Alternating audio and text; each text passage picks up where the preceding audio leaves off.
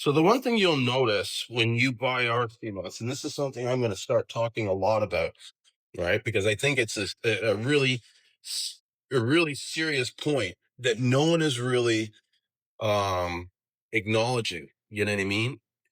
No one's really talking about that, and that is the cleanliness of our Seamoss and how clean our product is. Okay, our Seamoss is so clean. Okay, it is so fresh. Okay, you can literally um eat this right out of the bag. Like you don't need to wash this and stuff. I mean, you should wash it. I'm not telling you don't wash it. But like often when you do wash this, you look at the water and the water is almost like clear. You know what I mean? And that's because we clean the sea moss. Right? And then some people might be, well, why do you mean clean the sea moss? Isn't the sea moss clean when it comes out of the ocean? Isn't it washed and is that? Not really, you know what I mean? The sea moss is clean, but there's a lot of contaminants that can be found in the product, right? And really you don't want these contaminants um, setting up shop in your food. Like everybody's talking about parasites and bacteria and all that stuff. Well, the ocean is full of them. It's yeah. I mean, newsflash, right?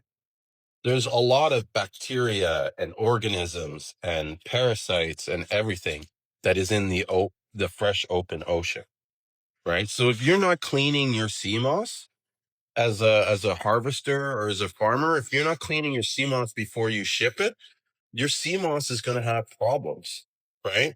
It's going to have high, levels of bacteria. It's going to have high levels of mold and yeast, and you don't want that in your sea moss, right? Because often if the levels get high enough, right, the sea moss goes bad. The sea moss will make you sick.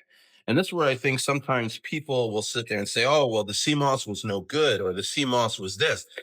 It wasn't because the sea moss in general was bad. It was probably like it was contaminated somehow and it had, you know, dirt, like not dirt, like mold and yeast or some bacteria in it, and that spoiled the sea. You know what I mean? So I say that to kind of tell people because I get sometimes these questions, and even like people asking me about Julian, why if your sea moss comes from the ocean, why don't you have any shells in the sea moss? Why do I never find any crabs or snails in it, and or rocks or whatever? And it's like you don't find that because we don't sell that. Okay. We take that out of the sea moss, right? I have videos. I've even showed it on my Instagram of us cleaning the sea moss and the water and what's in it when you're kind of rinsing it and how dirty the water can get. Okay. And that dirt, if you don't wash it, that stays on your sea moss. And it just, the longer it's on your sea moss, the more time it has to grow and turn into a problem. You don't want these problems. Like really, truly, you don't.